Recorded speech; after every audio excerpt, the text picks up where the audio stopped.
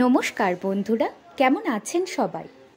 নতুন এবং প্রথম একটি বড় ভ্লগে আপনাদের স্বাগত জানাই। সেদিন ছিল আমার মামার বাড়িতে সত্যনারায়ণ পুজো, তাই চলে গেছিলাম মামার বাড়িতে। আর গিয়েই দেখি মামি, দিদা, বোন সবাই মিলে পুজোর জোগাড় করতে কিন্তু বসে গেছে। আর এদিকে ঠাকুরমশাইও চলে এসেছে। আর ওই যে পুচকিটাকে দেখলেন, ওটা পুচকু।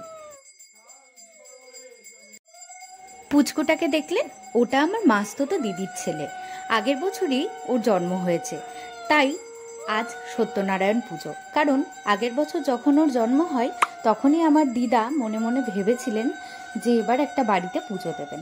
তাই সেই হিসেবে এবছর ওর জন্মদিনের আগের যে দিনটি, সেই দিনটিই ছিল শুভ দিন, ছিল পূর্ণিমা। কিছুদিন আগেই গেছিল রাখি পূর্ণিমা, সেই দিনই এই পুজোটি আমাদের বাড়িতে হয়েছিল। একসাথে যেহেতু দুটো অনুষ্ঠান, সেহেতু বাড়িতে কিন্তু লোকসংখ্যা অনেকটাই বেশি ছিল। একদিকে ছিল পুজো আর একদিকে ছিল রাখি বন্ধন উৎসব। আর তারপরেই ঠাকুরমশাই যজ্ঞের জন্য প্রস্তুতি শুরু করেন। আমার যজ্ঞ দেখতে খুব ভালো লাগে। কোনো পুজোতেই যদি আমি যাই তাহলে আমার গোটা পুজোটাই সেখানে বসে বসে দেখতে খুব ভালো লাগে। তাই আজ যখন নিজের বাড়ির কোনো একটা পুজো হচ্ছে, তখন সেই ঠাকুর ঘর থেকে কিন্তু আমি এক পাও নড়িনি। আমি সেখানে বসে বসেই সমস্ত পুজোটা দেখেছি। আর আপনাদের সাথে শেয়ার করব বলে গোটা ভিডিওটাও কিন্তু ক্লিপ করে নিয়ে এসেছি। শুনুন সেই যজ্ঞের মন্ত্রোচ্চারণ এবং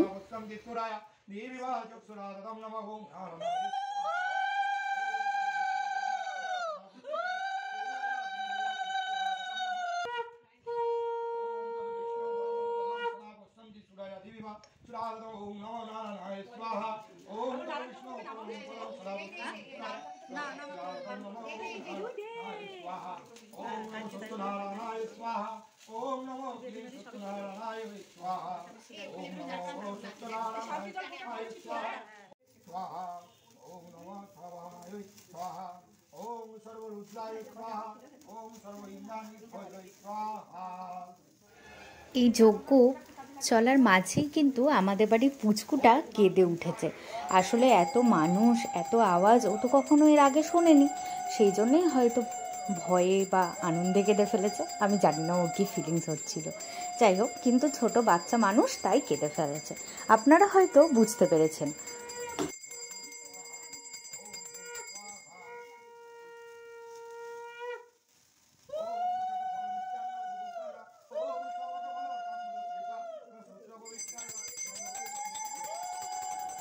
যজ্ঞ শেষ হতে হতেই আবার শুরু হয়ে গেল অঞ্জলি।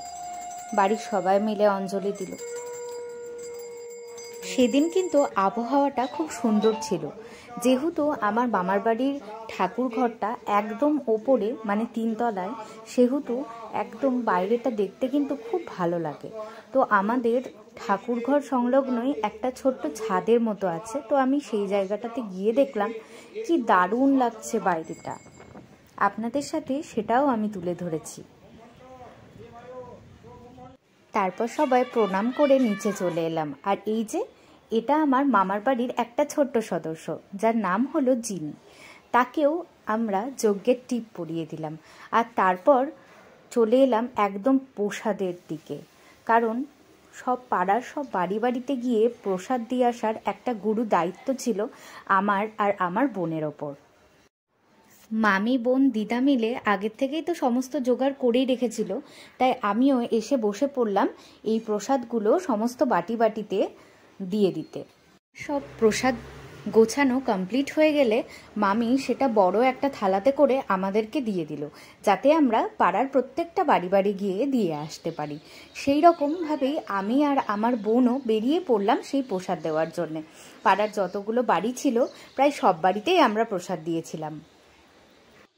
যেহেতু এটা আমার মামার বাড়ির পাড়া, সেহেতু অনেকে আমাকে ছোটবেলায় দেখেছে, বড় হয়ে আর চিনতেও পারছে না। যেমন এই দিদাটা আমায় চিনতেই পারছিল না, তাই আমার বোন বলছে যে এটা আমার ছোট পিপির মেয়ে।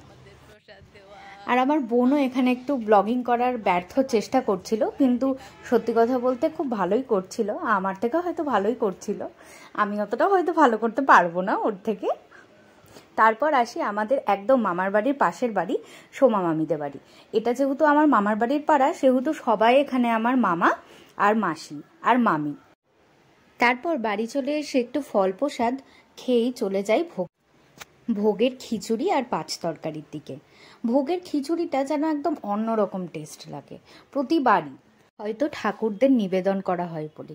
তারপর আমার ভাইকে রাখিয়ে পড়িয়েছিলাম, কারণ ও ক্যামেরার সামনে আসবে না, তাই এভাবেই দেখাতে হলো। তারপর ছোট্ট পুচকুটার সাথে খেলা করে আজকের ব্লগটা এখানেই শেষ করলাম। ভিডিওটি লাইক করে চ্যানেলটি সাবস্ক্রাইব করে দিও। বাই।